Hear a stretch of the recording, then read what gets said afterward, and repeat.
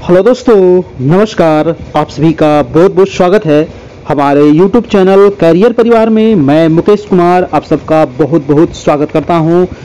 तो चलिए दोस्तों, शुरू किया जाए आज की क्लास। बीपीएससी बिहार शिक्षक बहाली और ये टेस्ट नंबर है आपका दोस्तों 59। जी हाँ, इसके पहले दोस्तों हम लोग टोटल 58 टेस्ट अभी कर लिए हैं। बहुत ही महत्वपूर्ण यहाँ पर सवाल हम लेकर के आए हैं दोस्तों, आपके सामान्य अध्ययन और सामान्य विज्ञान और आपके करेंट अफेयर के आपका, ठीक है। सामान्य अध्ययन में दोस्तों आपका हिस्ट्री से भी रहेगा, ज्योग्राफी भी रहेगा, पॉलिटी भी रहेगा, इकोनॉमिक्स भी रहेगा। सामान्य विज्ञान में भी आपको सारे सेक्शन से रहेंगे। करेंट अफेयर भी हम दोस्तों यहाँ पर लेकर के आए हैं। ये मेन रूप से आपके 1 to 5 के लिए है और ये एनसीईआरटी एससीईआरटी को ध्यान में रखकर ये बनाया गया आपका। क्लास 3, 4, 5, 6, 7, 8 है ना, ये सारे आपको वहाँ से मिल जाएंगे सवाल, ठीक है। बहुत ही इंपॉर्टेंट सवाल है। और डेली जो आपकी क्लास होती है दोस्तों, ये शाम में कितने बजे से, तो 7 बजे से होती है डेली आपकी, ठीक है। तो 7 बजे से दोस्तों आपको बिल्कुल तैयार रहना है ना। और चलिए शुरू किया जाए आज की क्लास। तो बहुत सारे सवाल यहाँ पर हम डिस्कस करते हुए चलेंगे। और अगर आप हमारे चैनल पर नए हैं तो चैनल को फिलहाल जरूर सब्सक्राइब कर लीजिएगा, क्योंकि आने वाला हर एक वीडियो का नोटिफिकेशन आपको मिलता रहे। और आज देखिए आपको ये अपडेट दे दिया गया है कि जो आपकी एग्जाम कैसे होगी, है ना, कैसे आपको एग्जाम सेंटर पे जाना है, कितने घंटे पहले एंट्री होगी। तो एंट्री की देखिए बारे में आज बताया गया था दोस्तों कि जो आपकी एग्जाम होगी, है ना, तो एग्जाम में आपको 2 घंटे, है ना, 2.5 घंटे पहले आपको, जी हाँ दोस्तों, 2.5 घंटे पहले दोस्तों आपको एंट्री शुरू हो जाएगा। और 1 घंटे पहले दोस्तों आपका गेट जो है ना, जो आपका एग्जाम सेंटर जहाँ रहेगा वो गेट आपका बंद हो जाएगा 1 घंटा पहले। तो आप पहले अपना चले जाइएगा सेंटर पे, ताकि आपको किन्हीं को कोई दिक्कत नहीं हो। और एक महत्वपूर्ण जो अपडेट है कि जो आप लोग का एडमिट कार्ड मिलेगा, तो एडमिट कार्ड में आप सभी का दोस्तों जो सेंटर है ना, जो आपका एग्जाम सेंटर है उसका नाम नहीं रहेगा, ठीक है। याद रखिएगा, आज पेपर में दिया गया था और तो उसमें आपका सेंटर नाम नहीं रहेगा। उसके बारे में आपको 2 दिन पहले बताया जाएगा। कोड रहेगा, उसमें नाम नहीं रहेगा, उसमें कोड दिया हुआ रहेगा। और ये बहुत दिमाग लगा करके इस बार किया गया है। बहुत अच्छा बात है ना, कि इसमें थोड़ा सा कुछ अपडेट किया गया है ना, क्योंकि धांधली को दोस्तों कम करने के लिए ऐसा किया गया है, ताकि धांधली कम हो। और जहां भी आपको इस प्रकार की अगर सूचना मिले तो आप तुरंत सूचित करें, है ना, अपने स्थानीय लोगों को, स्थानीय थाना को, जो भी आपका मीडिया हो उसको जरूर दोस्तों सूचित करें, है ना। हमें भी आप बता सकते हैं कि हाँ सर यहाँ पर गड़बड़ी हो रही है या गड़बड़ी हो रही है, ये हो रहा है आपका, ठीक है ना। एकदम सूचित करना है, किसी प्रकार से कोई डर नहीं होना चाहिए। तो ये देखिए हमारा व्हाट्सएप नंबर है, तो आप हमारे व्हाट्सएप में जुड़ जाइए। यहाँ पर दोस्तों सारे PDF आपको मिल जाएंगे 1 to 5 के लिए और आपका 9 to 10 के लिए, ठीक है। 1 to 5 के आपके सभी सब्जेक्ट का तैयारी हो रहा है और 9, 10 के भी आपका दोस्तों सामाजिक विज्ञान की तैयारी चल रहा है। मात्र अभी इसमें चार्ज है 251 रुपया। 50% दोस्तों आपको यहाँ पर ऑफर है, तो आप इसका लाभ उठा सकते हैं, है ना। तो इसी नंबर पे आपको जो नंबर दिया गया है, देखिए नीचे आपको नंबर दे दिया है ना, तो इस नंबर पे दोस्तों आपको मात्र 251 आपको पे करना है और इसी नंबर व्हाट्सएप पर आपको मैसेज कर देना है। वहां मैं आपको ग्रुप में ऐड कर दूंगा, सारे मटेरियल आपको प्रोवाइड करा दिया जाएगा। चलिए शुरू करते हैं आज की क्लास का पहला सवाल, है ना। चलिए तो एक बार वीडियो को सभी लोग लाइक कर दीजिएगा, थोड़ा सा, है ना, जोर से दबाइएगा। पहला प्रश्न कह रहा है कि सौर मंडल का सबसे बाहरी ग्रह निम्न में से कौन सा है। देखिए सौर मंडल से भी दोस्तों आपको एक सवाल तो फिक्स है कि आपको पूछेगा ही पूछेगा आपका, ठीक है जी। तो सौर मंडल का कह रहा है कि सबसे बाहरी ग्रह, है ना। तो बाहरी ग्रह के बारे में जानने के लिए दोस्तों मैं आपको थोड़ा सा समझा दूं कि मान लीजिए कि ये क्या है, आपका सन है ना। ये क्या है, आपका सन है ना, सूर्य है। सूर्य के जो सबसे नजदीक है दोस्तों ये बुध है। बुध के बाद है आपका शुक्र, शुक्र के बाद है आपका पृथ्वी और पृथ्वी के बाद है आपका मंगल और इसके बीच में जो है ये क्षुद्र ग्रह है आपका, ठीक है। और इसके बाद है दोस्तों आपका बृहस्पति, फिर है शनि, फिर है अरुण और फिर है आपका वरुण। और वरुण ग्रह को ही कहा जाता है दोस्तों अंग्रेजी में नेपच्यून आपका, ठीक है। वरुण ग्रह को ही क्या कहते हैं, नेपच्यून कहते हैं। यानी कि जो आपका आंसर हो जाएगा, आंसर नंबर हो जाएगा आपका A नंबर, ठीक है। आंसर क्या हो जाएगा, A नंबर आपका बिल्कुल सही है। सबसे बाहरी ग्रह, सबसे बाहर का यही दिख रहा है ना भाई, तो यही हो जाएगा आपका, है ना। क्रम आपको याद रखिएगा, सबसे जो नजदीक है वो आपका बुध है ना। फिर आपका दोस्तों कौन सा है, शुक्र है, फिर आपका पृथ्वी है, फिर मंगल है, फिर बृहस्पति है, फिर शनि है, फिर अरुण है, फिर वरुण है आपका। और पूछा जाता है किन 2 ग्रहों के बीच में दोस्तों क्षुद्र ग्रह है, तो ये मंगल है और ये बृहस्पति के बीच में आपका क्या है, तो क्षुद्र ग्रह है। ये भी आप यहाँ से याद रखिएगा। टोटल ग्रह कितने हैं, तो टोटल ग्रहों की संख्या है आपकी 8 याद रखना है। सबसे बड़ा ग्रह कौन सा है, तो सबसे बड़ा ग्रह जो है आपका बृहस्पति हो जाएगा, सबसे बड़ा ग्रह है ना। और सबसे छोटा ग्रह जो आपका बुध हो जाएगा दोस्तों। सूर्य के सबसे नजदीक का ग्रह कौन सा है, तो सूर्य के सबसे नजदीक हो जाएगा बुध आपका, ये भी आपको याद रखना है। आपको पूछ सकता है कि जो हमारी पृथ्वी है, तो पृथ्वी के दोस्तों दोनों साइड कौन कौन से ग्रह हैं, तो ये साइड दोस्तों आपके मिल जाएंगे शुक्र ग्रह, और ये साइड मिल जाएंगे आपको मंगल ग्रह। ये भी आपको याद रखना है, क्रम याद रखना है, बड़ा से छोटा याद रखना है, सब चीज याद रखना है। 1 या 2 सवाल आपको सौर मंडल से जरूर पूछा जाएगा। अगर आप नहीं पढ़े हैं ना, तो क्लास 6, ठीक है, क्लास 6 का ज्योग्राफी आप पढ़ लीजिए, हम पढ़ा दिए हैं आपको चैप्टर वाइज, और पूरा क्वेश्चन आंसर भी करवा दिए हैं। अगर वो सौर मंडल का चैप्टर कर लेते हैं तो वहां से एक भी सवाल आपको फिर नहीं छूटने वाला है। आंसर हो गया ए। देखिए मंगल ग्रह के बारे में आपको बता दूं कि मंगल के दोस्तों 2 उपग्रह हैं। कितने हैं, तो एक है दोस्तों आपके फोबोस, है ना, एक है आपके फोबोस और एक है आपका डीमोस, है ना। मंगल के कितने उपग्रह हैं, 2 उपग्रह हैं। और सौर मंडल का अगर पूछे कि सबसे छोटा उपग्रह कौन सा है, तो यही जो है दोस्तों सौर मंडल का सबसे छोटा उपग्रह आपका डीमोस हो जाएगा। आंसर नंबर, चलिए इसका तो आंसर नहीं, आंसर तो पूछ रहा था ये वाला ना, तो नेपच्यून इसका आंसर हो जाएगा, ये याद रखिएगा डीमोस वाला दोस्तों आपका। अगला प्रश्न चलते हैं हम आपका दूसरा नंबर, कह रहा है कि 1917 की पहली रूसी क्रांति को किस नाम से जाना जाता है। देखिए रूसी क्रांति जो हुआ था ना, है ना, रूसी क्रांति जो हुआ था दोस्तों, ये हुआ था आपका 1917 में हुआ था। और ये कहाँ हुआ था, तो ये आपका रूस में हुआ था, ठीक है। इसी को कहा जाता है दोस्तों फरवरी, है ना, इसी को कहा जाता है फरवरी की क्रांति, है ना। इसी को क्या कहते हैं, फरवरी की क्रांति भी इसको कहा जाता है, याद रखिएगा, है ना। ये फरवरी में हुआ था, फरवरी की क्रांति इसको कहते हैं। इस क्रांति का नेता कौन था, तो इस क्रांति का जो नेता था वो था दोस्तों आपको लेनिन। कौन था जी, लेनिन था आपका इस क्रांति का नेता, ध्यान रखना है आपको। रूसी क्रांति के बाद क्या हुआ दोस्तों, तो यहाँ पर जो जार का शासन था ना, वो आपका समाप्त हो गया, ठीक है। और रूसी क्रांति के द्वारा ही दोस्तों प्रथम बार विश्व में मजदूर की सरकार का गठन किया गया था आपका। अगला प्रश्न चलते हैं आपका 3 नंबर। चलिए 3 नंबर सवाल है कि मुस्लिम लीग के लाहौर अधिवेशन की अध्यक्षता किसने की थी। देखिए मुस्लिम लीग का लाहौर अधिवेशन होता है, कब होता है, 1940 में, आपको डायरेक्ट पूछ लेगा कब हुआ था, 1940 में हुआ था। और इसकी जो अध्यक्षता किए थे वो किए थे आपको मोहम्मद अली जिन्ना साहब। कौन किए थे, मोहम्मद अली जिन्ना साहब किए थे दोस्तों। और इसी जो पाकिस्तान की मांग किया गया था आपको, मुस्लिम लीग जो अधिवेशन होता है लाहौर में दोस्तों, इस अधिवेशन में क्या मांग किया गया था, याद रखना है पाकिस्तान की मांग की गई थी आपका, ठीक है। पाकिस्तान की मांग कब की गई थी पूछा जाता है, तो 1940 के लाहौर अधिवेशन में। ऑप्शन नंबर हो जाएगा आपका सी नंबर, बिल्कुल सही जवाब, है ना।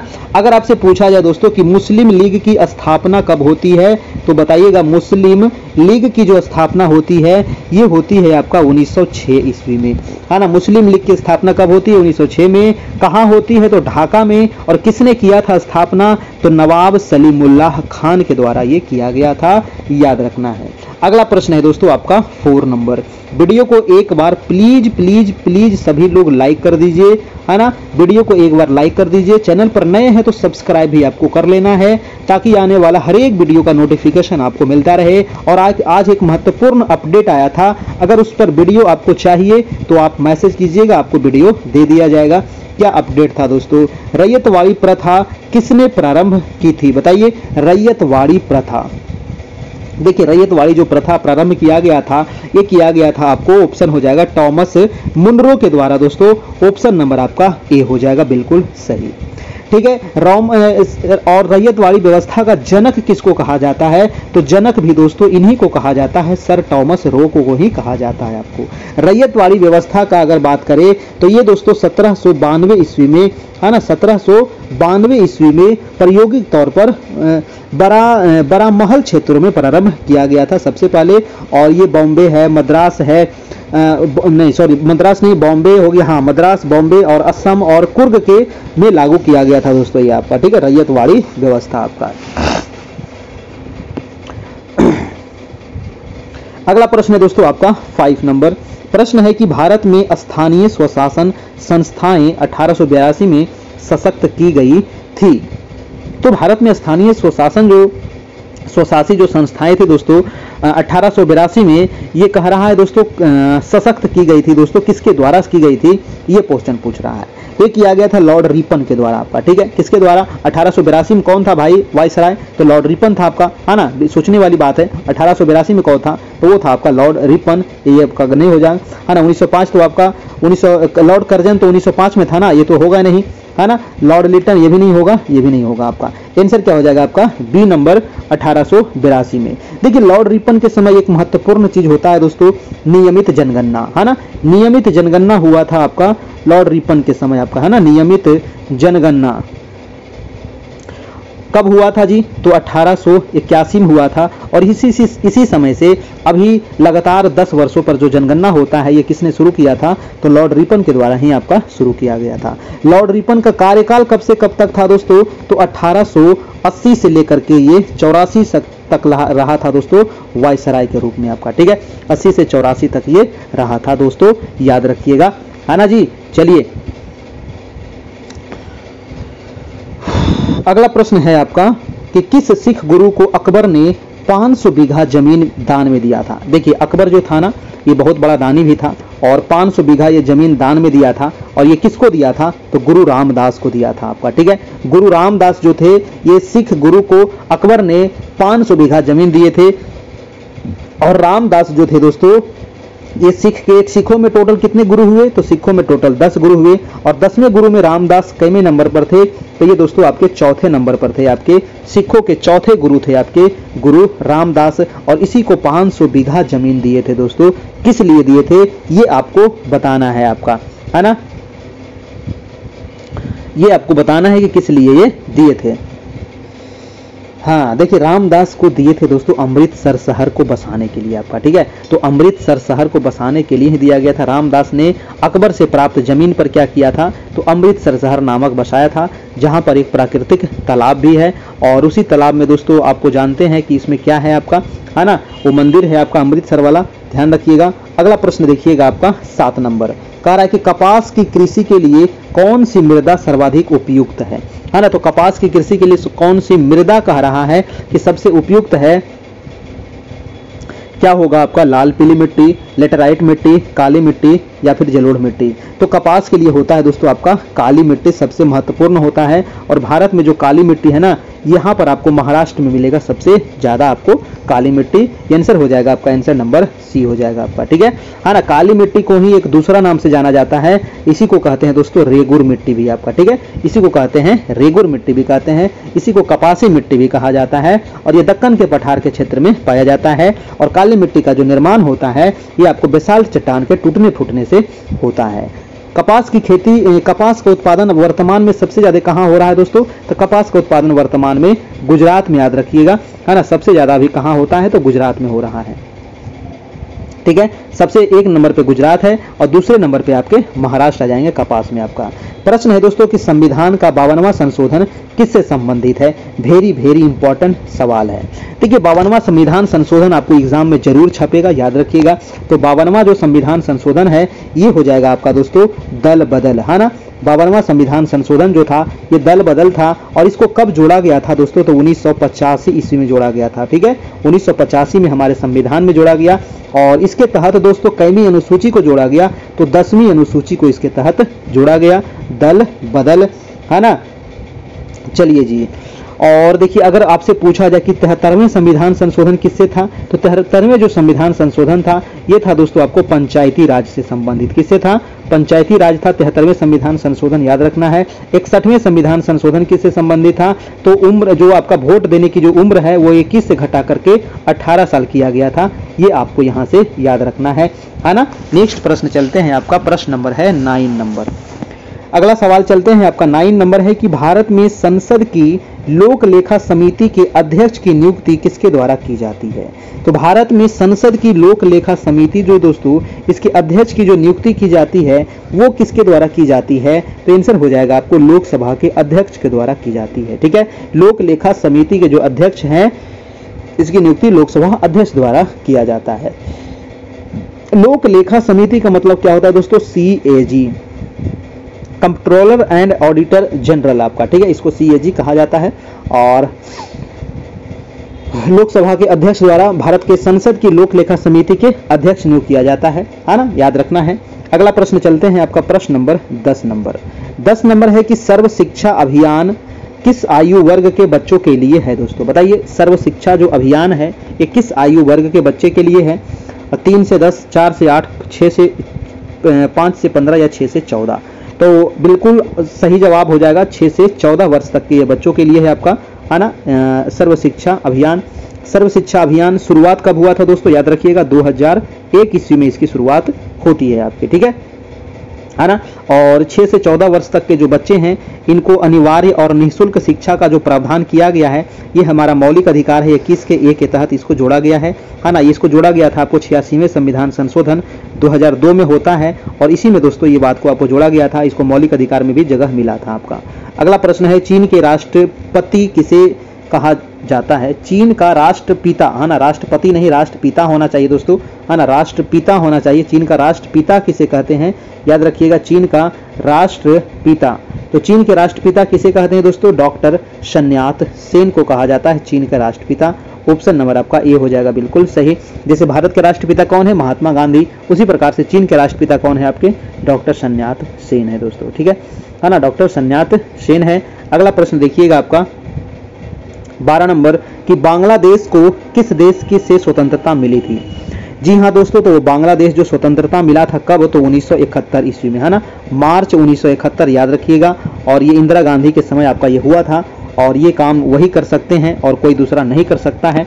और ये था दोस्तों आपके पाकिस्तान, है ना, ये दोस्तों पाकिस्तान, पापी पाकिस्तान से ये अलग हुआ था आपका कौन? तो ये हमारा बांग्लादेश, ठीक है। और पूर्वी जो आपका पाकिस्तान था इसको बांग्लादेश कहते थे और पश्चिमी जो पाकिस्तान था ये वर्तमान में जो आपको पाकिस्तान दिख रहा है आपको, ठीक है ना। चलिए, तो इसका आंसर क्या हो जाएगा? आपका आंसर नंबर आपका सी हो जाएगा दोस्तों। अगला प्रश्न है आपका 13 नंबर कि इजराइल की मुद्रा क्या है? देखिए, इजराइल जो देश है बहुत हमेशा चर्चा में रहता है ना। तो इजराइल की जो मुद्रा है याद रखिएगा, पूछा जाता है नई शेकेल, है ना। अगर नई यहाँ पर नहीं लिखा रहे, सिर्फ शेकेल रहे तो कोई दिक्कत नहीं है, है ना, शेकेल भी आपको दे सकता है। तो इजराइल की जो मुद्रा है दोस्तों ये शेकेल है, याद रखिएगा। इजराइल की संसद का क्या नाम है ना, इजराइल की संसद का नाम भी पूछा जाता है। तो इसके संसद का नाम है आपका दोस्तों नेसेट। क्या नाम है? नेसेट जो है ये इजराइल की संसद का नाम है, याद रखिएगा, है ना जी। चलिए, अगला प्रश्न है आपका 14 नंबर, कह रहा है कि बौद्ध ग्रंथ ललित विस्तार में कितनी किताबी लिपियों का उल्लेख किया गया है? बताइए, बौद्ध ग्रंथ जो ललित विस्तार है इसमें कितनी लिपियों का उल्लेख किया गया दोस्तों? कितनी लिपियों का उल्लेख किया गया है? तो 64 किताबी लिपि का इसमें उल्लेख किया गया है, ठीक है, याद रखिएगा 64 किताबी लिपि का इसमें उल्लेख किया गया है। ऑप्शन नंबर हो जाएगा आपका सी नंबर दोस्तों, है ना। बौद्ध ग्रंथ है ये आपका। बौद्ध ग्रंथ जो है दोस्तों, बौद्ध जो धर्म था ना ये 2 भाग में कब बट गया था? हीनयान और महायान। कमेंट करके जल्दी से बताइएगा कि हीनयान, है ना, हीनयान और दोस्तों महायान 2 भाग में कब बटा था? तो ये होता है दोस्तों चतुर्थ बौद्ध संधि थी, कहाँ? तो कुंडल वन में, और उसी समय दोस्तों ये हीनयान और महायान में विभाजित हुआ था आपका। अगला प्रश्न है आपका 15 नंबर। 15 नंबर सवाल है कि धारणीय विकास भावी पीढ़ियों के अपनी आवश्यकताओं को पूरा करने के समर्थ से समझौता किए बगैर वर्तमान की आवश्यकताओं को पूरा करता है। इस परिप्रेक्ष्य में धारणीय विकास का सिद्धांत किस एक सिद्धांत के साथ स्वाभाविक रूप से जुड़ा हुआ है, ये बताना है आपको, है ना। तो 15 का आंसर क्या होगा जी? जल्दी से पढ़िए, इसका जवाब दीजिए, है ना। धारणीय विकास भावी पीढ़ियों के अपनी आवश्यकताओं को पूरा करने के सामर्थ्य से समझौता किए बगैर वर्तमान की आवश्यकताओं को पूरा करता है और इस परिप्रेक्ष्य में धारणीय विकास का सिद्धांत धारण क्षमता के सिद्धांत के साथ स्वाभाविक रूप से जुड़ा हुआ है। यानी कि आंसर क्या हो जाएगा आपका? आंसर नंबर डी हो जाएगा, धारण क्षमता, ठीक है ना, धारण क्षमता। अगला सवाल चलते हैं दोस्तों, आपका सवाल नंबर है 16 नंबर। प्रश्न है कि हिमालय पर्वतमाला किस में विभाजित किया गया है। देखिए आपको मैंने हिमालय के बारे में ज्योग्राफी मैंने इतने अच्छे तरीके से बता दिया हूं, अगर आप ज्योग्राफी नहीं पढ़े हैं ना, एक भी सवाल नहीं छूटेगा आपसे, अगर आप जितना पढ़ाए हैं उतना आप पढ़ लेते हैं तो, ठीक है। जितना पढ़ा दिए हैं ना, जितना लाइन बाई लाइन पढ़ा दिए हैं और जितना क्वेश्चन आंसर करवा दिए हैं, अब जाकर के एक बार देख लीजिए, प्लेलिस्ट में आपको मिल जाएगा, है ना। आप देखिएगा वहां पर NCERT 6 to 10 ज्योग्राफी का आपको प्लेलिस्ट होगा, वहां पर सारे आपको करवा दिए गए हैं, ठीक है। चलिए तो इसका आंसर क्या होगा दोस्तों, हिमालय जो है दोस्तों ये 3 भागों में ये बटा हुआ है आपका, है ना, 3 भागों में हिमालय पर्वतमाला को। इसका आंसर क्या होगा जो बताइए।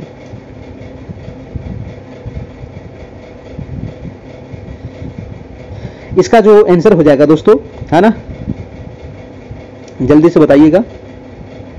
देखिए यहां पर ऑप्शन ए में दिया गया है सह्याद्री, तो सह्याद्री ये गलत है, ये विंध्य भी इसमें नहीं आएगा, है ना, और सतपुड़ा भी इसमें नहीं आएगा, यानी कि हमारा ऑप्शन कौन सा बच गया, ऑप्शन नंबर हमारा बी बच गया आपका, बिल्कुल सही नंबर आपका हो जाएगा बी नंबर आपका, ठीक है ना, बी नंबर आपका आंसर हो जाएगा यहां से।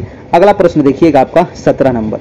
17 नंबर सवाल है कि परिचकली इनमें से किस प्रदेश का लोकप्रिय लोक नृत्य है। दोस्तों बताइएगा, परिचकली जो है इनमें से किस प्रदेश का लोकप्रिय लोक नृत्य है। ऑप्शन दिया गया है लक्षद्वीप, तमिलनाडु, आंध्र प्रदेश या फिर कर्नाटक। कहाँ का हो जाएगा परिचकली, तो परिचकली हो जाएगा आपका लक्षद्वीप का है भाई साहब, है ना। बहुत इंपॉर्टेंट सवाल है, याद रखिएगा। परिचकली जो लोक नृत्य है ना, ये नाम आप जल्दी नहीं सुने होंगे और इसी प्रकार के आपको सवाल पूछेगा। तो परिचकली जो है ये लक्षद्वीप का दोस्तों एक प्रसिद्ध लोक नृत्य है, याद रखिएगा, है ना। चलिए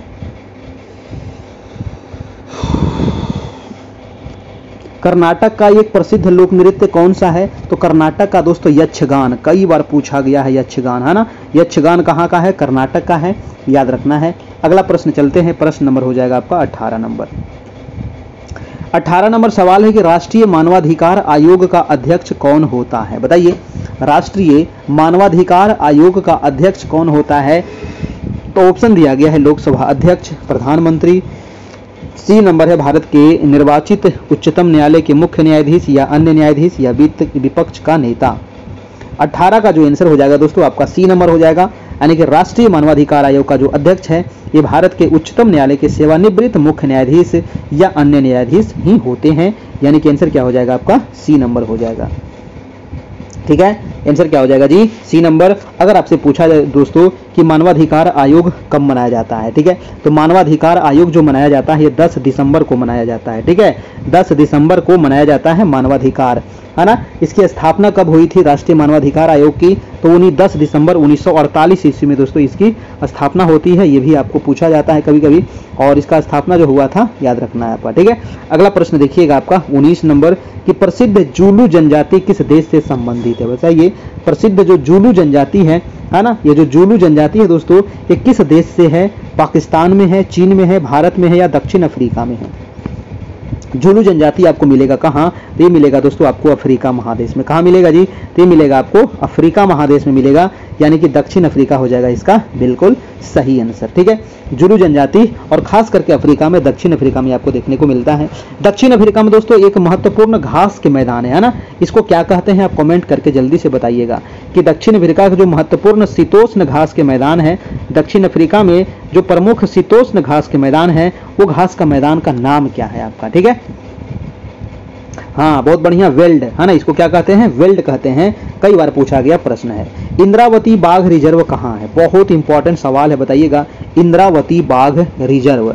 देखिए इंद्रावती बाघ रिजर्व जो है दोस्तों ये है आपका किस राज्य में, तो मध्य प्रदेश, बिल्कुल गलत, कर्नाटक में भी नहीं होगा, झारखंड में भी नहीं होगा, छत्तीसगढ़ में है दोस्तों आपका, ठीक है ना, छत्तीसगढ़ में है। देखिए मैं कुछ पार्क यहाँ पर राष्ट्रीय पार्क मैं आपको बता देता हूँ, जैसे कि चिल्का। अब बताइए हमको दोस्तों कि चिल्का जो राष्ट्रीय पार्क है ये कहाँ है, तो चिल्का तो सबको पता होगा उड़ीसा में है आपका, है ना, और चिल्का झील भी है, और चिल्का झील कहाँ है, तो ये भी उड़ीसा में है। भारत की सबसे बड़े खारे पानी की झील आपका चिल्का झील ही है, ठीक है। अगर पूछे पंचमढ़ी, है ना, पंचमढ़ी जो दोस्तों राष्ट्रीय पार्क है ये कहाँ है, ये हो जाएगा आपका एमपी में, है ना। अगर पूछे नागरहोल, तो नागरहोल कहाँ हो जाएगा दोस्तों? नागरहोल हो जाएगा आपको कर्नाटक में, ठीक है। नागरहोल कहाँ है? कर्नाटक में है, पूछा जाता है। पेरियार कहाँ है? पेरियार जो हो जाएगा ये केरल में हो जाएगा आपका, ठीक है। पेरियार आपका केरल में हो जाएगा। मानस कहाँ है? तो असम में हो जाएगा।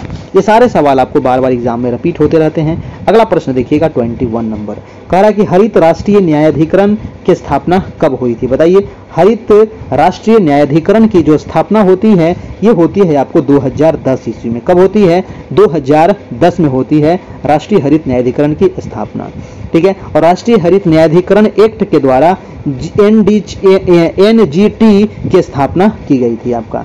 एनजीटी की स्थापना 2010 में नई दिल्ली में किया गया था। अगला प्रश्न है 22 नंबर, प्रश्न है कि आधुनिक भारत के सबसे बड़ा नाटककार बताना है दोस्तों। बताइए, बहुत अच्छा सवाल है कि आधुनिक भारत के सबसे बड़ा नाटककार कौन थे? तो वो थे दोस्तों आपका कौन? जल्दी से बताइए। आंसर नंबर सी, जयशंकर प्रसाद। जी हाँ, जयशंकर प्रसाद जो थे ये भारत के सबसे बड़े नाटककार के रूप में जाने जाते हैं, याद रखना है ना। और देखिए, छायावाद के 4 स्तंभ कौन कौन थे? मैंने कई बार बता चुका हूं, है ना। छायावाद, जो छायावादी कवि जिसको कहा जाता है, छायावाद के 4 स्तंभ प्रसाद निराला वर्मा पंथ, है ना। प्रसाद निराला वर्मा पंथ, याद रखिएगा, छायावाद के 4 स्तंभ। अगला प्रश्न है आपका 23 नंबर कि दक्षिण सूडान की राजधानी कहाँ है? बहुत अच्छा सवाल है। दक्षिण सूडान की राजधानी कहाँ है? तो दक्षिण सूडान की राजधानी हो जाएगा, वो हो जाएगा आपका जुबा, है ना। जुबा पे, हाँ ना, गाना दे ना, चलिए कोई बात नहीं है। तो इसका आंसर हो जाएगा आपका बी नंबर, दक्षिण सूडान की राजधानी हो जाएगा जुबा। देखिए, दक्षिण सूडान दोस्तों 9 जुलाई 2011 को सूडान से अलग होकर एक अलग राष्ट्र बना था, है ना। दक्षिण सूडान किससे अलग हुआ है? तो सूडान से अलग हुआ है, और ये 9 जुलाई, है ना, 9 जुलाई 2011 को अलग हुआ था। और यही साउथ जो सूडान है दोस्तों, ये आपका यूएनओ का सबसे 193वां देश आपका यही है, दक्षिणी सूडान आपका, ठीक है। दक्षिणी सूडान ही दोस्तों यूएनओ का, यूनाइटेड नेशन जो ऑर्गेनाइजेशन है, इसका 193वां सदस्य यही है आपका। अगला प्रश्न है कि वाटर पोलो में प्रत्येक पक्ष में कितने खिलाड़ी होते हैं? वाटर पोलो, है ना। एक होता है पोलो, एक होता है वाटर पोलो आपका। तो वाटर पोलो में प्रत्येक पक्ष में जो खिलाड़ी होता है दोस्तों वो 5 है, 7 है, 11 है, 9 है। तो आंसर हो जाएगा आपका आंसर नंबर बी नंबर, यानी कि 7 खिलाड़ी होता है दोस्तों वाटर पोलो में। और कौन बताएगा हमको कि जो दोस्तों पोलो खेला जाता है ना, उसमें कितने खिलाड़ी होते हैं ना। वाटर पोलो नहीं जिसमें सिर्फ पोलो लगा रहे, पोलो जो खेला जाता है उसमें कितने खिलाड़ी होते हैं, है ना। पोलो जो खेल होता है ना, ये घोड़े पर बैठ करके किया जाता है ना। पोलो खेल में खिलाड़ियों की जो संख्या होती है, जी हाँ बिल्कुल सही, 4 खिलाड़ी होते हैं दोस्तों। वाटर पोलो में याद रखिएगा 7 खिलाड़ी होते हैं, है ना। और हॉकी में, फुटबॉल में, क्रिकेट में 11 खिलाड़ी होते हैं। सबसे अधिक खिलाड़ी किसमें होते हैं? तो रग्बी फुटबॉल में होते हैं, 15 खिलाड़ी होते हैं, ठीक है। 15 खिलाड़ी एक पक्ष में होता है रग्बी फुटबॉल में। चलिए जी, खो खो में कितना खिलाड़ी? तो खो खो में दोस्तों आपका 9 खिलाड़ी। बास्केटबॉल में 5 खिलाड़ी। बैडमिंटन में 2 खिलाड़ी। अगला प्रश्न है आपका 25 नंबर, कह रहा है कि सुगलू समिति जिसने 2011 में रिपोर्ट प्रस्तुत की किससे संबंधित है? सुंगलू समिति दोस्तों आपको बताना है किससे संबंधित है। सुंगलू समिति जो है ये 2011 में रिपोर्ट प्रस्तुत किया था, और ये राष्ट्रमंडल खेलों के घोटालों से संबंधित है ना। राष्ट्रमंडल खेल में दोस्तों जबरदस्त घोटाला भी हुआ था, और उसी घोटाला से संबंधित है आपका। 2010 में हुआ था भारत में राष्ट्रमंडल खेल, और 2011 में इसका गठन किया गया था। राष्ट्रमंडल घोटाले का संबंधित है आपका, ठीक है। अगला सवाल है दोस्तों आपका 26 नंबर, कह रहा है कि जिस समय दिल्ली, प्रश्न है कि जिस समय दिल्ली ब्रिटिश भारत की राजधानी बनी उस समय वायसराय कौन था? अब देखिए, दिल्ली जो था दोस्तों ये राजधानी कब बना? तो आपको पता है कि 1912 में राजधानी बनता है, 1911 में आपका घोषणा होता है दिल्ली दरबार के समय, और 12 में जाकर के राजधानी बनता है आपका। तो जब ये बना था तो उस समय कौन था दोस्तों? तो उस समय आपका कह रहा है वायसराय कौन था? 26 का आंसर हो जाएगा answer number C, Lord Hardinge द्वितीय, है ना। लॉर्ड हार्डिंग द्वितीय हो जाएगा आपका, है ना। चलिए अगला सवाल चलते हैं आपका 27 नंबर। बहुत बढ़िया, वीडियो को सभी लोग लाइक कर दीजिएगा, और इसका पीडीएफ दोस्तों आपको ग्रुप में मिल जाएगा। अगर अभी तक ग्रुप में नहीं जुड़े हैं तो इस नंबर पर कांटेक्ट कीजिए, आपको ग्रुप में ऐड कर दिया जाएगा। प्रश्न कह रहा है कि निम्नलिखित में से कौन से स्थल पर जहां अशोक के स्तंभ मौजूद है में बैल प्रधान है ना। देखिए वो कौन सा अशोक स्तंभ है दोस्तों जिसमें बैल को प्रधान बनाया गया है? तो कह रहा है कि जिस समय दिल्ली सॉरी ये तो क्वेश्चन था आपका थी ना, ये क्वेश्चन। अच्छा, 27 का आंसर क्या होगा जल्दी से बताइएगा। 27 का जो आंसर हो जाएगा दोस्तों आपका 27 का हो जाएगा कौन सा स्थल है जो अशोक के स्तंभ बैल प्रधान है, तो बैल प्रधान है रामपुरवा में आपका, ठीक है। कहाँ प्रधान है? रामपुरवा हो जाएगा दोस्तों, है ना, रामपुरवा। और रामपुरवा कहाँ है? तो रामपुरवा जो है आपका बिहार के पश्चिमी चंपारण जिले में स्थित है, ठीक है। बिहार के वेस्ट चंपारण में है दोस्तों आपका कौन? तो रामपुरवा दोस्तों, याद रखिएगा, है ना, जो बैल प्रधान अशोक के स्तंभों में से एक के रूप में जाना जाता है इसको, ठीक है जी। अगला प्रश्न है आपका, नागार्जुन सागर बहुउद्देशीय परियोजना किस नदी पे है? तो भगवान अर्जुन जो थे वो किससे संबंधित थे? तो अर्जुन जो थे वो कृष्ण से संबंधित थे, है ना, कृष्ण से संबंधित थे। तो ये आंसर क्या हो जाएगा हमारा? कृष्णा नदी, है ना। ये रहा दोस्तों आपका कृष्णा नदी, ये है महाराष्ट्र और यहीं से निकलती है आपको कृष्णा नदी। कृष्णा नदी कहाँ से निकलती है? तो याद रखिएगा महाबलेश्वर से निकलती है, ठीक है। महाबलेश्वर से निकलती है कृष्णा नदी और दोस्तों ये बंगाल की खाड़ी है, बंगाल की खाड़ी में जाकर के ये गिर जाती है ना।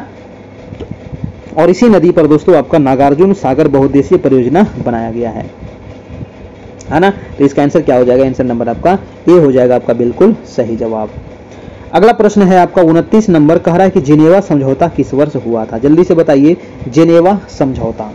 देखिए जेनेवा समझौता की अगर हम बात करें, है ना, तो जेनेवा समझौता जो हुआ था ये हुआ था आपका 1954 ईस्वी में। कब हुआ था? 1954 में हुआ था। ऑप्शन हो जाएगा आपका सी नंबर, ठीक है। और जेनेवा समझौता का संबंध जो है ये वियतनाम के विभाजन से है आपका, ठीक है। वियतनाम को दो भागों में बांट दिया गया था। जेनेवा समझौता के बाद कंबोडिया को स्वतंत्रता मिली थी, ये भी आप ध्यान रखिएगा। अगला है कि प्रथम पंचवर्षीय योजना की प्राथमिकता क्या थी? जी हाँ दोस्तों, प्रथम पंचवर्षीय जो योजना था ये 1951 से लेकर के 56 तक चला था और इसमें जो सब प्राथमिकता जो दी गई थी वो कृषि पर प्राथमिकता दी गई थी। सबसे ज्यादा जोर किस पर दिया गया था? कृषि पर जोर दिया गया था, यानी कि आंसर हो जाएगा आपका ए नंबर, ठीक है। कृषि पर जोर दिया गया था। अगर कहे कि दूसरी जो पंचवर्षीय योजना था 1956 से लेकर के 61 तक था, तो दूसरी पंचवर्षीय योजना में किस पर जोर दिया गया था दोस्तों? तो इस दूसरी पंचवर्षीय योजना में दिया गया था आपको भारी उद्योग पर, ठीक है, याद रखिएगा। और दूसरी जो पंचवर्षीय योजना था ये पीसी महालनोबिस मॉडल पर आधारित था और प्रथम जो पंचवर्षीय योजना था ये हेरोल्ड डोमर मॉडल पर आधारित था आपका, ठीक है। हेरोल्ड डोमर मॉडल पर आधारित था प्रथम, और द्वितीय हो गया पीसी महालनोबिस पर आधारित था दोस्तों आपका, ठीक है जी, है ना। और तृतीय पंचवर्षीय योजना अगर कहे कि 61 से जो 66 था वो जॉन सैंडी के मतलब कि मॉडल पर आधारित था आपका, ठीक है, याद रखना है। तो दूसरी पंचवर्षीय योजना था वो भारी उद्योग पर था और प्रथम हो जाएगा कृषि पर। अगला सवाल है कि निम्न में से किसने भारत सरकार अधिनियम 1935 को गुलामी का अधिकार पत्र कहा था दोस्तों? तो गुलामी का अधिकार पत्र किसने कहा था? क्या होगा, है ना, भारत सरकार अधिनियम 1935 को गुलामी का अधिकार पत्र जो कहा था वो जवाहरलाल नेहरू कहे थे, ठीक है। जवाहरलाल नेहरू जी ने भारत सरकार अधिनियम 1935 को गुलामी का अधिकार या फिर दास्ता का आज्ञा पत्र कहा था, है ना। दास्ता का आज्ञा पत्र भी इसको कहा जाता है या गुलामी का अधिकार पत्र, ठीक है। चलिए दोस्तों अगला प्रश्न देखते हैं आपका 32 नंबर कि गोबी मरुस्थल निम्न में से किस महाद्वीप में स्थित है? बहुत बार पूछा गया सवाल है गोबी का मरुस्थल। तो गोबी का जो मरुस्थल है ये दोस्तों आपका पड़ता है कहाँ? तो एशिया महाद्वीप में, है ना। गोबी का जो मरुस्थल है ये किस देश में अगर पूछे तो ये मंगोलिया में हो जाएगा आपका। किस देश में है? मंगोलिया में हो जाएगा दोस्तों गोबी का मरुस्थल। और ये किस प्रकार का मरुस्थल है? तो ये शीत मरुस्थल है आपका। आंसर क्या हो जाएगा? आंसर नंबर डी हो जाएगा आपका, ठीक है, ना। गोबी का मरुस्थल ये मंगोलिया में है मुख्य रूप से, थोड़ा बहुत भाग इसका चाइना में भी जाता है ना। तो चाइना भी आप नोट कर सकते हैं, कोई दिक्कत नहीं है ना जी। चलिए कालाहारी मरुस्थल अगर आपसे पूछे कि कालाहारी मरुस्थल कहाँ है तो जल्दी से बताइएगा। कालाहारी, तो कालाहारी मरुस्थल हो जाएगा दोस्तों आपका बोत्सवाना। बोत्सवाना कहाँ है? तो अफ्रीका महादेश में है, याद रखना है आपको। टकला मकान, टकला मकान भी कई बार पूछा गया है दोस्तों। टकला, है ना, टकला नहीं याद रखिएगा, टकला माकन याद रखिएगा। टकला जो माकन है ये दोस्तों आपका जो मरुस्थल है ये पड़ता है आपको टकला माकन चीन में, ठीक है, चीन में है दोस्तों टकला माकन, है ना, चाइना में हो जाएगा। अटाकामा मरुस्थल जो है ये कहाँ है? अटाकामा मरुस्थल जो सबसे ज्यादा दोस्तों शुष्क मरुस्थल है, तो अटाकामा मरुस्थल कहाँ होगा? जल्दी से बताइएगा क्या होगा इसका आंसर। तो अटाकामा मरुस्थल कहाँ हो जाएगा जी? हाँ, दक्षिण अमेरिका में है आपका अटाकामा मरुस्थल, है ना। चलिए, और दक्षिण अमेरिका के उत्तरी चिली में है दोस्तों, ठीक है। चलिए सहारा मरुस्थल हो जाएगा आपका उत्तरी अफ्रीका में, है ना। सहारा मरुस्थल आपका उत्तरी अफ्रीका में हो जाएगा। विश्व का सबसे बड़ा मरुस्थल सहारा ही है आपका। अगला प्रश्न है आपका 33 नंबर कह रहा है कि प्रश्न कह रहा है कि पूर्वी गंग वंश के राजा नरसिंह देव प्रथम ने किस वंश विरासत स्थल का निर्माण करवाया था। बहुत ही इंपॉर्टेंट सवाल है कि पूर्वी गंग वंश के राजा नरसिंह देव प्रथम ने किस विश्व विरासत स्थल का निर्माण करवाया था। तो वो हो जाएगा दोस्तों आपका हम्पी का, या फिर आपका ऑप्शन है लेपाक्षी का, या सूर्य मंदिर का, या सारनाथ का। 33 नंबर का हो जाएगा आपका सूर्य मंदिर, है ना। पूर्व गंग वंश के राजा नरसिंह देव प्रथम ने दोस्तों सूर्य मंदिर का निर्माण ये करवाया था। आंसर हो जाएगा आपका आंसर नंबर सी हो जाएगा आपका बिल्कुल सही जवाब दोस्तों। ठीक है जी, चलिए अगला प्रश्न देख लेते हैं। आपका 34 नंबर कह रहा है नई दिल्ली, है ना, नई दिल्ली और इनकी इमारतों को डिजाइन करने वाले दो वास्तुकार कौन कौन थे। बहुत इंपॉर्टेंट सवाल है, ये दोनों वास्तुकार के बारे में बार बार पूछा जाता है ना। तो 34 का आंसर हो जाएगा आपका सर एडवर्ड्स और हर्बर्ट बेकर, है ना। ये दोनों वास्तुकार थे, दो दोस्तों दिल्ली को डिजाइन किए थे आपको, है ना। नई दिल्ली की जो इमारतें हैं उसको डिजाइन करने वाले दो वास्तुकार थे, एडवर्ड्स और हर्बर्ट बेकर आपका। ठीक है, याद रखना है। देखिए कई बार पूछा जाता है ना आपका कि जो हमारा संसद भवन है ना, संसद भवन है, इसको जो नया संसद भवन है, नया संसद भवन हमारा बना है ना, तो नई जो संसद भवन है इसका वास्तुकार कौन है, तो बिमल पटेल। याद रखिएगा, नई जो संसद भवन है इसके जो वास्तुकार है वो है आपके बिमल पटेल दोस्तों, याद रखिएगा बिमल पटेल हो जाएंगे। चंडीगढ़ के वास्तुकार बार बार पूछा जाता है, तो ली कार्बूजियर, है ना जी, ली कार्बूजियर। गेटवे ऑफ इंडिया जो हमारा है, गेटवे ऑफ इंडिया कहाँ है, तो मुंबई में है ना, महाराष्ट्र में है। तो मुंबई में जो गेटवे ऑफ इंडिया है इसका वास्तुकार कौन है, तो जॉर्ज विटेट। ठीक है, याद रखना है। अगला प्रश्न है 35 नंबर कि एम के गांधी को महात्मा की उपाधि किसने दिया था। बहुत इंपॉर्टेंट सवाल है ना। जो हमारे मोहनदास करमचंद जी गांधी हैं, इनको महात्मा की उपाधि जो देने वाले व्यक्ति थे वो थे रविंद्रनाथ टैगोर जी। कहाँ गया, रविंद्रनाथ टैगोर। ऑप्शन नंबर हो जाएगा आपका सी नंबर हो जाएगा दोस्तों, रविंद्रनाथ टैगोर। ठीक है जी, याद रखिएगा। और देखिए बहुत सारे उपाधि जो यहाँ पर दिया गया था बार बार पूछा जाता है, जैसे कि राजा राम मोहन राय, है ना। राजा राम जो मोहन राय है, इनको राजा की उपाधि किसने दिया था, तो अकबर द्वितीय ने दिया था। ठीक है, नोट कर लेना है। और अगर विवेकानंद की बात करें तो विवेकानंद को दोस्तों, है ना, विवेकानंद जो उपाधि दिया गया था स्वामी विवेकानंद को, तो इनको महाराजा खेतड़ी के द्वारा दिया गया था। जो हमारे सुभाष चंद्र बोस जी हैं, तो सुभाष चंद्र बोस को देश नायक कहा जाता है। ठीक है, तो देश नायक की उपाधि दिया गया था रविंद्रनाथ टैगोर के द्वारा। अगर हम कहें कि मोहम्मद अली जिन्ना जी है, इनको कहा जाता है कायदे आजम, और कायदे आजम की जो उपाधि दिया गया था वो महात्मा गांधी के द्वारा दिया गया था। और जो एक है नेताजी हमारे सुभाष चंद्र बोस जी, इनको नेताजी भी कहा जाता है। तो नेताजी की उपाधि इनको कौन दिया था, तो एडोल्फ हिटलर ने दिया था। और वल्लभ भाई जो पटेल है, इनको सरदार की उपाधि किसने दिया था, तो बारदोली की महिलाओं के द्वारा दिया गया था दोस्तों। ठीक है, और डॉक्टर राजेंद्र जो प्रसाद हैं, इनको देश रत्न या फिर आजाद शत्रु कहा जाता है। किसने कहा था दोस्तों, हाँ, तो वो है आपके महात्मा गांधी। तो ये जितने भी उपाधि दिए गए हैं, जैसे राजा की, विवेकानंद की, देश नायक की, कायदे आजम की, नेताजी की, सरदार की, देश रत्न की, ये आपको पूछा जाता है, याद रखिएगा। ठीक है, जितना आपको बताए हैं एक दो बार इसको सुन लीजिए, रिपीट कर लीजिए, याद हो जाएगा। अगला प्रश्न देखिएगा आपका 36 नंबर। अब जैसे कि है प्रश्न की ग्राम पंचायत के किस सदस्य को पद अवधि के प्रथम 2 वर्ष तक तथा कार्यकाल के अंतिम 6 माह के दौरान उन पर अविश्वास प्रस्ताव नहीं लाया जा सकता है।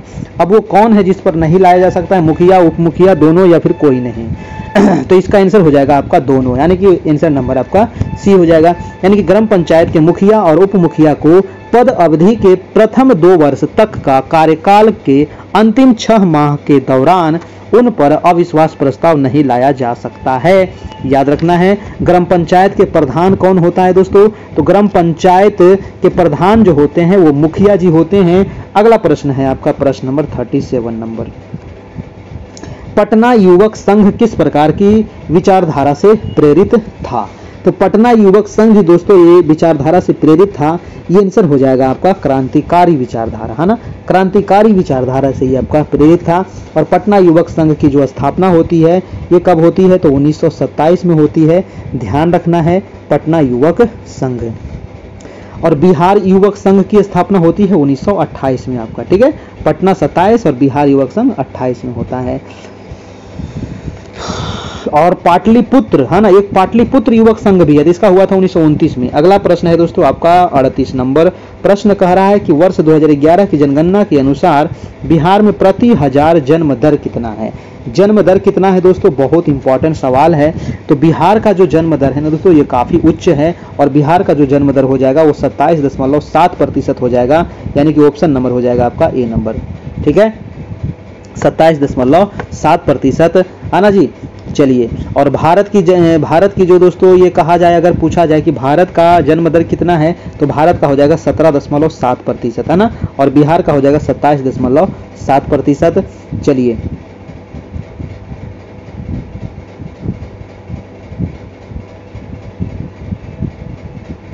अगला सवाल चलते हैं आपका 39 नंबर कि बिहार में मुगल स्थापत्य कला का सर्वश्रेष्ठ उदाहरण है। तो बिहार में मुगल स्थापत्य कला का जो सर्वश्रेष्ठ उदाहरण है वो कहाँ मिलता है। ऑप्शन देखिए, जल्दी से जवाब दीजिए, इसका आंसर क्या होगा। तो बिहार में दोस्तों मुगल स्थापत्य कला का जो सर्वश्रेष्ठ उदाहरण है वो है मनेर के दौलत शाह मकबरा, है ना। मनेर के दौलत शाह मकबरा, मनेर स्थित शाह दौलत का मकबरा, ऑप्शन नंबर हो जाएगा बी, बिल्कुल सही जवाब। और पीर मखदूम शाह दौलत का जो मकबरा बना था ये कब बना था, तो 1619 ईस्वी में बनवाया गया था आपका। ठीक है जी, इसका निर्माण किसने किया था, तो गवर्नर इब्राहिम खान के द्वारा किया गया था। अगला प्रश्न है आपका 40 नंबर कि बिहार में गंगा दक्षिणी सहायक नदियां कौन सी है ना। तो गंगा की दक्षिणी सहायक नदी कह रहा है, जैसे गंगा नदी इधर से बह रही है, ये तो होगी आपका ऊपर से आने वाला, नीचे से हो जाएगा दोस्तों दक्षिण से जाने वाला इसमें नदी। तो नीचे से जाकर के इसमें कौन कौन सी नदी मिलती है ये आपको बताना है। ठीक है, तो बिहार में गंगा की दक्षिणी सहायक नदियों में दोस्तों सोन हो जाएगा, पुनपुन हो जाएगा, किऊल हो जाएगा और चंदन हो जाएगा। ठीक है, यानी कि इसमें हो जाएगा सोन नदी, पुनपुन नदी, किऊल नदी और चंदन नदी। दामोदर तो इसमें आएगा नहीं, न्यूराक्षी भी नहीं आएगा, है ना। कोसी तो ऊपर से आता है दोस्तों, है ना, और ये भी आपका गलत हो जाएगा, यानी कि ऑप्शन नंबर आपका बी हो जाएगा, बिल्कुल सही जवाब। देखिए, आपसे अगर पूछा जाए दोस्तों कि पुनपुन जो नदी है ना, जो पुनपुन नदी है ये गंगा में कहाँ मिलती है, तो पुनपुन नदी जो मिलती है दोस्तों याद रखिएगा फतुहा के पास। कहाँ मिलता है, फतुहा के पास। और सोन नदी कहाँ मिलता है दोस्तों, तो मनेर के पास। ठीक है, ये दोनों क्वेश्चन कई बार आपको पूछा गया है। तो पुनपुन मिलती है फतुहा के पास और आपका सोन नदी मिलती है मनेर के पास। ठीक है ना। चलिए जी, अगला प्रश्न चलते हैं आपका 41 नंबर। 41 नंबर सवाल कह रहा है कि विश्व आर्थिक मंच का 53वां संस्करण 16 से 20 जनवरी 2023 को कहां आयोजित हुआ था। तो विश्व आर्थिक मंच का 53वां जो संस्करण हुआ था ये हुआ था आपका स्विट्जरलैंड में। कहाँ हुआ था, स्विट्जरलैंड में विश्व आर्थिक मंच यानी WEF। ठीक है, वर्ल्ड इकोनॉमिक फोरम, है ना, वर्ल्ड इकोनॉमिक फोरम, ये 53वां संस्करण हुआ था स्विट्जरलैंड में। कुछ करेंट अफेयर भी यहाँ पर हम लेकर के आए हैं। प्रश्न है आपका 42 नंबर कि सीमा सड़क संगठन, है ना, सीमा सड़क संगठन में विदेशी असाइनमेंट पर तैनात होने वाली पहली महिला ऑफिसर कौन बनी है दोस्तों। तो पहली महिला ऑफिसर कौन है, ऑप्शन है RS शर्मा, रेणु गोपाल, राधिका दिया या कैप्टन सुरभि जखमोला। तो इसका जो आंसर हो जाएगा बिल्कुल D number, captain Surabhi Jakhmola. Next प्रश्न है 43 नंबर कि दादा साहेब फाल्के पुरस्कार समारोह 2023 में किस फिल्म ने अंतर्राष्ट्रीय film of the year Dada Saheb Phalke पुरस्कार जीता है। तो ये पुरस्कार किसने जीता दोस्तों, क्या होगा इसका आंसर, तो आंसर क्या होगा जल्दी से बताइएगा। यानी कि दादा साहेब फाल्के पुरस्कार समारोह 2023 में फिल्म RRR। जी हाँ दोस्तों, ये RRR फिल्म देखे हैं कि नहीं देखें, देखिएगा। RRR जो फिल्म है और नाटू नाटू इसी में गाना है। ठीक है, जिसको ऑस्कर के लिए भी आपको नामित हुआ है और जीता भी है आपका। ठीक है, तो ये RRR जो है इन्होंने ही अंतर्राष्ट्रीय फिल्म ऑफ द ईयर पुरस्कार जीता है दोस्तों। आपका आंसर क्या हो जाएगा, आपका बी नंबर हो जाएगा। अगला सवाल है आपका 44 नंबर की विश्व चिंतन दिवस कब मनाया जाता है। भाई साहब, विश्व चिंतन दिवस बहुत अच्छा सवाल है और ये मनाया जाता है आपको 22 फरवरी। ठीक है, 22 फरवरी को मनाते हैं विश्व चिंतन दिवस, यानी कि ऑप्शन हो जाएगा आपका डी नंबर वर्ल्ड।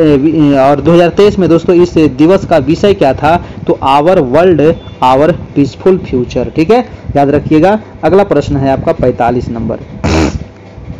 प्रश्न है कि 7 मार्च 2023 को नागालैंड में 5वीं बार मुख्यमंत्री का पदभार किसने ग्रहण किया है? बताइए, है ना। 7 मार्च 2023 को नागालैंड में दोस्तों 5वीं बार मुख्यमंत्री बने हैं, वो कौन बने हैं? नेफ्यू रियो, कमला हैरिस, सुधांशु दास, नवीन पटनायक।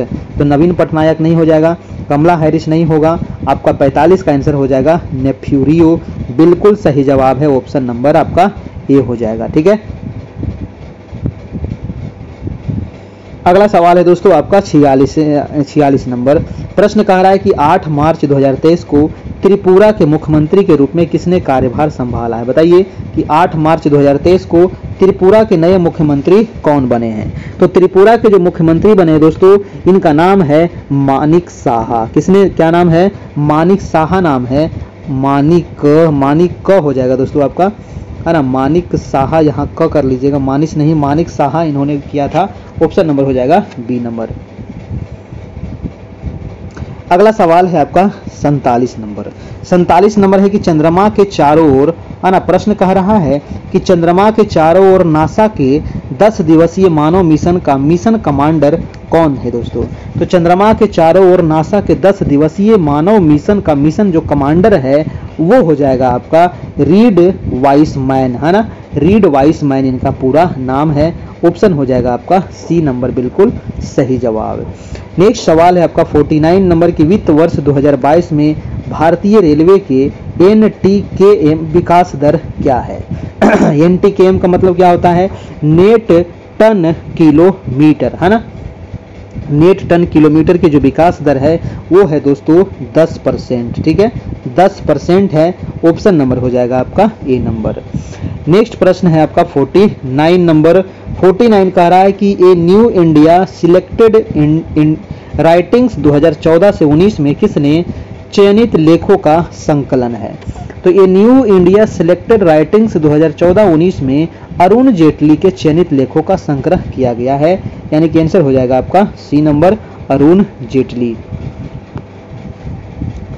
अगला सवाल है आपका 150 नंबर कि भारत का सबसे खुशहाल राज्य किसे घोषित किया गया है? बहुत ही अच्छा सवाल है। तो भारत का जो सबसे खुशहाल राज्य है दोस्तों, है ना, आपके सोच से थोड़ा सा परे है, और वो है दोस्तों आपका मिजोरम, है ना। वो है आपका मिजोरम राज्य, है ना। आपके दिमाग में आ रहा होगा केरल, जो बिल्कुल गलत है। मिजोरम हो जाएगा सबसे खुशहाल आपका। ठीक है जी, याद रखना है। तो इसका आंसर हो जाएगा आपका आंसर नंबर ए। और ये रहा आज का टेस्ट, इसका आंसर मैं यहाँ पर दे दिया हूँ, है ना जी। तो चलिए, कैसा लगा टेस्ट दोस्तों आप लोग बताइएगा। अच्छा लगा हो तो प्लीज़ एक लाइक भी कर दीजिएगा जाते जाते, और चैनल पर नए होंगे तो चैनल को सब्सक्राइब कर लेना है। इसका PDF मिल जाएगा हमारे इस व्हाट्सएप पे। अभी मात्र दोस्तों 251 इसमें चार्ज है, 50% का यहाँ पर ऑफ कर दिया गया है। तो ये जल्दी से आप उठा लीजिए, 2-3 दिन के बाद मैं ये ऑफर समाप्त कर दूंगा। ठीक है, फिर से आपका जो फी हो जाएगा वो 499 हो जाएगा, है ना। फार्म भराने का जो डेट है उसके बाद ये ऑफर आपका खत्म हो जाएगा। ठीक है जी, चलिए जी, तो आज इतना ही रहने देते हैं, फिर मिलते हैं नेक्स्ट क्लास में। तो इसी नंबर पे आपको 251 पे करके हमको व्हाट्सएप करना होगा, फ़ोन पे, गूगल पे, पेटीएम, फिर आपको ये सारे चीज़ मिल जाएंगे। धन्यवाद, आप लोग अच्छे से रहिए और अपना तैयारी को बिल्कुल करते रहिए दोस्तों। अभी 1 महीना आपके पास मात्र समय बचा है, और इसी 1 महीना में आपको तैयारी करना पड़ेगा। तो आज देखिए 59 नंबर टेस्ट हो गया, और कल जो होगा आपका 60 नंबर टेस्ट होगा। और अभी 9 बजे से भी आपकी क्लास होगी इकोनॉमिक्स की। इकोनॉमिक्स में हम लोग अभी देख रहे हैं क्लास 9 वाला, है ना। क्लास 9 का चैप्टर नंबर 2 होगा आज, है ना। बहुत इंपॉर्टेंट क्लास है, तो 9 बजे भी आप लोग सभी लोग ज्वाइन कीजिएगा। तब तक के लिए धन्यवाद, अच्छे से रहिए, खुश रहिए, मस्त रहिए। Thank you.